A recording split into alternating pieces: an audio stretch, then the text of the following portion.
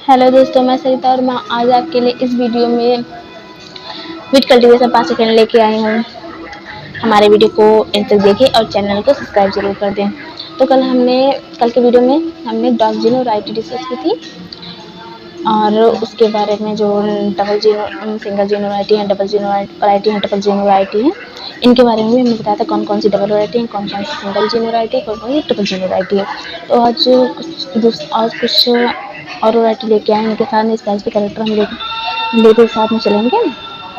देखते हैं जो राज 3765 लोक 1 और राज 3077, ये जो 3 वैरायटी हैं वो लेट सोइंग के लिए उपयुक्त हैं। और ये जो राज 3077 है ये लवड़ी क्षेत्र के लिए उपयुक्त है। ये जो राज 3077 है ये लवड़ी क्षेत्र और दोनों के लिए उपयुक्त है। WH 147 चपाती के लिए बेस्ट है। PBW 502 जो सिंसी क्षेत्र के लिए उपयुक्त है और करनाल बंद के तक रेसिस्टेंट वैरायटी है। मालविया D 134 और मुक्ता ये असिंचित बरानी क्षेत्र के लिए उपयुक्त किस्में हैं। गेहूं के लिए जो हमें क्लाइमेट की रिक्वायरमेंट होती है वो कैसी होनी चाहिए, जो जलवायु होती है वो कैसी होनी चाहिए। तो इसके लिए ठंडी और नम शीतोष्ण जलवायु की आवश्यकता होती है। ठंडी और नम शीतोष्ण जलवायु की आवश्यकता होती है। जो मृदा होती है, सॉइल होती है, उसके लिए दोमट मिट्टी सबसे अच्छी रहती है। और जो टेम्परेचर होता है वीट के लिए वो 20 से 25 सेंटीग्रेड होता है। जिससे सीड रेट होती है सामान्य बुआई अगर हम कर रहे हैं तो 100 किलोग्राम पर हेक्टेयर। सिंची क्षेत्रों में अगर बुआई कर रहे हैं फिर लेट सोइंग कर रहे हैं तो 125 किलोग्राम पर हेक्टेयर। डिबलो द्वारा अगर हम सोइंग कर रहे हैं तो 25 to 30 kg per hectare seed की हमें रिक्वायरमेंट होती है, सीड की हमें आवश्यकता होती है। जब वीट की हम सोइंग करते हैं, बुआई करते हैं तो स्पेसिंग क्या रखते हैं। जो लाइन से लाइन की दूरी होती है वो 22.5 सेंटीमीटर रखते हैं। प्लांट से प्लांट की दूरी होती है तो 10 सेंटीमीटर रखते हैं। बोनी की जो होती है डार्क वैरायटी होती है उनके लिए 5 से 6 सेंटीमीटर रखते हैं जो दूरी रखते हैं। अब हम डार्क जीनो वैरायटी जो बताए थे तो सिंगल जीनो वैरायटी, डबल जीनो, ट्रिपल जीनो वैरायटी बताए थे। जो सिंगल जीनो वैरायटी में जो 20 की दूरी होती है 5 से 6, डबल में 4 से 5 और ट्रिपल में 3 से 4। और जो गहराई जो रखते हैं वो 5 सेंटीमीटर रखते हैं। 5 सेंटीमीटर रखते हैं। सीड ट्रीटमेंट करते हैं फंजीसाइड से अगर करते हैं तो हम कैप्टन और कार्बेंडाजिम या फिर बीटावैक्स 2 ग्राम पर केजी सीड में लेते हैं। इंसेक्टिसाइड अगर यूज करते हैं तो क्लोरोपाइरिफास 4.5 ml पर केजी सीड और राइजोबियम। यहाँ आके हम एक चीज़ देखते हैं, जो हमारी वीट है एक सीरियल है, अनाज वाली फसल है और जो पल्स होती हैं वो पल्सेस जो होती हैं उनमें हम राइजोबियम कल्चर का यूज़ करते हैं और जो हमारे सीरियल्स हैं उनमें हम एजोटोबैक्टर, जैसे धान में भी एजोटोबैक्टर का यूज़ करते हैं। और ये गेहूँ भी अनाज वाली क्रॉप है तो इसमें भी एजोटोबैक्टर यूज करेंगे हम। वीट का जो सोइंग टाइम है वो देखते हैं। वीट की बुआई हम कब तक, गेहूँ की जो बुआई होती है हम नवंबर का प्रथम फर्स्ट नाइट ऑफ नवंबर का प्रथम पखवाड़ा जो होता है सबसे उपयुक्त समय होता है, सबसे बेस्ट टाइम होता है। ये जो प्रथम का 1 नवंबर से 15 नवंबर तक होता है। जो लेट सोइंग करते हैं उसका जो सोइंग टाइम होता है 15 दिसंबर। क्रॉस सोइंग गेहूँ में क्रॉस सोइंग की जाती है, हाई प्रोडक्शन के लिए क्रॉप सोइंग की जाती है। सोइंग मेथड तो वीट की जो सोइंग होती है, गेहूँ की सोइंग होती है, उसके चलने के मेथड होते हैं, ड्रिलिंग मेथड होते हैं। ये सोइंग की सबसे बेस्ट सर्वश्रेष्ठ विधि है। और जो ब्रॉडकास्टिंग है इससे बीज की आवश्यकता ज़्यादा पड़ती है। जो छिटकवा विधि है गेहूँ की, तो इनकी इससे बीज की आवश्यकता ज़्यादा पड़ती है, ज़्यादा आवश्यकता पड़ती है। डबलिंग विधा 25 से 30 किलोग्राम बीज की आवश्यकता होती है। हल के पीछे बुआई करते हैं, तो हल के पीछे जो हम बुआई करते हैं वो 2 मेथड से करते हैं। एक तो कैरा मेथड, कैरा विधि, और दूसरी ओरा विधि। ओरा विधि, जो कैरा विधि होती है उसमें बीज जो होते हैं हाथ में लेकर जो हम पेड़ बनाते हैं उनमें हाथ से डालते हैं। और जो कोरा मेथड होता है जो सीड हम हाथ में लेते हैं, ये जो पेड़ की नाई होती है ओढ़नी, मशीन हल से जुड़ी हुई ओढ़नी जो होती है वो पेड़ में डालते हुए चलते हैं। तो ये हल के पीछे बुआई के 2 मेथड हो गए। 5वां हो गया, 5th हो गया फर्व मेथड। फर्टिलाइजर जो होता है विटामिन कैसे देते हैं, फर्टिलाइजर जो FIM होता है, FIM 10 से 20 टन FIM देते हैं। नाइट्रोजन जो होती है 120 किलोग्राम पर हेक्टेयर।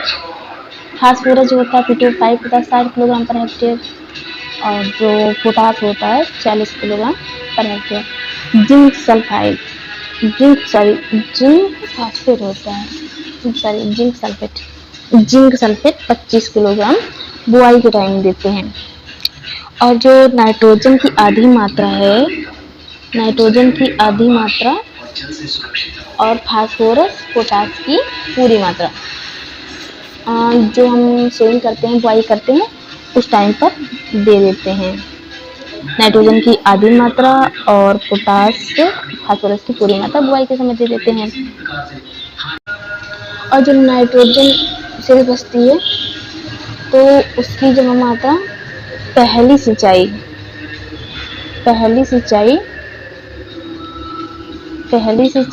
और दूसरी सिंचाई के साथ में देते हैं। जो नाइट्रोजन की शेष मात्रा होती है पहली और दूसरी सिंचाई के साथ दे देते हैं। वीड जो होते हैं जैसे खरपतवार, तो गेहूं का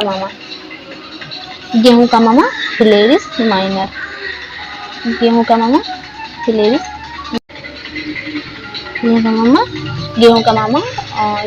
माइनर कहते हैं। इसका जो टेस्ट वेट होता है वो 2 ग्राम होता है। इसका जो कंट्रोल है वो आइसोप्यूट्रॉन से करते हैं। 700 ग्राम पर हेक्टेयर यूज करते हैं। और जंगली जई, बथुआ, सेंजी। अब इधर critical irrigation stage of wheat ये डिस्कस कर लेते हैं। गेहूं की जो क्रांतिक अवस्थाएं हैं, किन स्टेज पर हमें गेहूं की सिंचाई करनी चाहिए। जो सबसे पहली स्टेज है वो है CRI स्टेज। ये सिंचाई की सबसे इम्पोर्टेंट स्टेज है। ये 21 दिनों पर हम सिंचाई करते हैं। जो सेकेंड स्टेज होती है 21 दिनों पर हम इसकी सिंचाई करते हैं। CRI स्टेज में क्या होता है, तने से जो भूमि के पास की जो स्टेज होती है उसमें ना जड़ें निकलने लगती हैं। और जो CRI स्टेज थी इसको सबसे पहले RBL भारद्वाज ने डेवलप किया था। RBL भारद्वाज ने डेवलप किया था।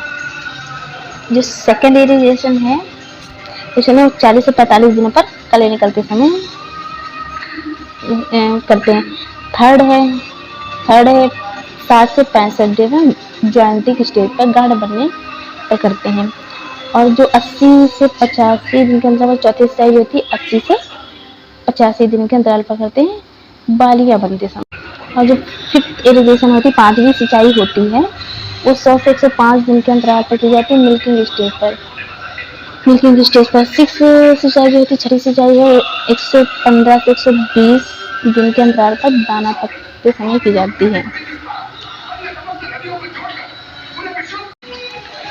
यहाँ पर क्रिटिकल स्टेज के बारे में 1-2 पॉइंट देख लेते हैं। अगर हमें एक सिंचाई उपलब्ध हो तो हम CRI स्टेज पर सिंचाई करेंगे। अगर हमारे पास 2 हैं, 2 सिंचाई उपलब्ध हैं, तो एक CRI स्टेज पर और दूसरी फ्लावरिंग स्टेज पर करनी चाहिए, फ्लावरिंग स्टेज पर करनी चाहिए। और जो जब 3 सिंचाई उपलब्ध हो तो एक CRI, एक जॉइंटिंग स्टेज और एक मिल्किंग स्टेज। हाँ, पांचवी जो तीसरी होती है वो मिल्किंग स्टेज पर हम सिंचाई कर देते हैं जब 3 सिंचाई हमारे पास अवेलेबल होती हैं। मिल्किंग स्टेज पर क्या होता है, जब दाना जो होता है, नहीं ये नहीं होता है, सॉरी। अब इंसेक्ट पेस्ट ऑफ वीट पढ़ लेते हैं। जो गेहूँ में कीड़े लगते हैं, जो गेहूँ का सैनिक कीट होता है मैथमा सेपरेटा, इससे प्रभावित फसल में जो फसल होती है पत्ती विहीन होती है, इसका जो साइंटिफिक नेम होता है मैथमा सेपरेटा होता है। और जो पत्तियाँ होती हैं वो पत्ती विहीन हो जाती है, ओडोंटोटर्मस ओविसेस इसका साइंटिफिक नेम होता है। इसे कंट्रोल के लिए क्लोरोवाइफास 450 ml पर केजी सीड से ट्रीटमेंट करना चाहिए, या फिर पिप्रोनिल रीजन का यूज 10 kg पर हेक्टेयर के हिसाब से करना चाहिए। खपरा बीटल ट्राइगोडर्मा ग्रेनेरियम, ये जो इंसेक्ट होता है वो हाई टेम्परेचर और लो ह्यूमिडिटी, मतलब कि ज़्यादा तापमान और लो ह्यूमिडिटी पर भी ये जीवित रहता है। और ये एक स्टोरेज ग्रेन इंसेक्ट पेस्ट है, ये स्टोर ग्रेन इंसेक्ट पेस्ट है। ये भंडारण में नुकसान पहुंचाने वाला कीट है। और जो इसकी डैमेजिंग स्टेज होती है तो लार्वल स्टेज होती है, लार्वल इसकी डैमेजिंग स्टेज होती है। गेहूं का जो इंसेक्ट पेस्ट है रेड चूहा जो होता है, गेहूं को बहुत ज़्यादा नुकसान करता है। इसका जो कंट्रोल हम करते हैं zinc phosphide 2% powder, zinc phosphide 2% powder use करते हैं। आटे के लिए इसके कंट्रोल के सल्फास एल्यूमिनियम का यूज करते हैं 1 गोली, जो 1 गोली होती है वो 3 ग्राम की होती है। तो ये इंसेक्ट पेस्ट हो गया, वैरायटी हो गई वीट की, सोइंग हो गई, सॉइल हो गई और सोइंग मेथड हो गए, इंसेक्ट पेस्ट हो गए।